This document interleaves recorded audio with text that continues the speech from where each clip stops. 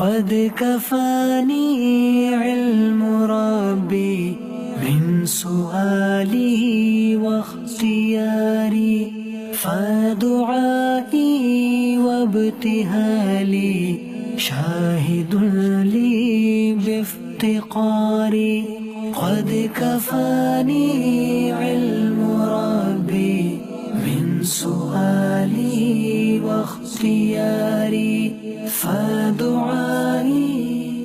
Hva var det du erkjente deg som ateist eller agnostiker, eller ikke noe i det hele tatt? Jehovas La ilaha La ilaha illallah illa Muhammad Muhammad Rasulullah. Rasulullah. मैं गवाही देता हूँ Jeg bevitner. Du kan si det på norsk. Jeg bevitner Jeg bevitner कि अल्लाह के सिवा at utenom Allah at utenom Allah कोई माबूद नहीं है er det ingen verdt å be til. er det ingen verdt å be til. और मोहम्मद सल्लल्लाहु अलैहि वसल्लम Og Mohammed, fred være med han, Og Muhammed, fred være med han, अल्लाह के er Allahs er Allahs आखिरी रसूल है siste sendebud. siste sendebud. और मैं Og jeg Og jeg अपने पिछले angrer oppriktig angrer oppriktig fra min मजहब से forrige forrige तौबा Religion. करके religion. religion. तौबा करता हूँ Angrer jeg इस्लाम कबूल करता हूँ og aksepterer islam. Og aksepterer islam. Velkommen! Mashallah. Gratulerer.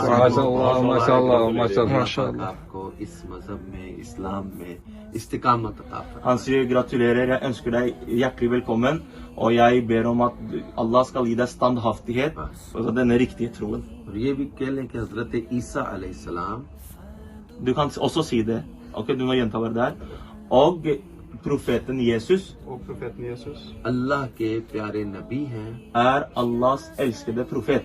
er Allahs elskede profet. हजरत ईसा अल्लाह के बेटे नहीं हैं Og profeten Isa er ikke Allahs sønn. Og profeten Isa er ikke Allahs sønn. Mashallah. Gratulerer så meget. Gratulerer så meget.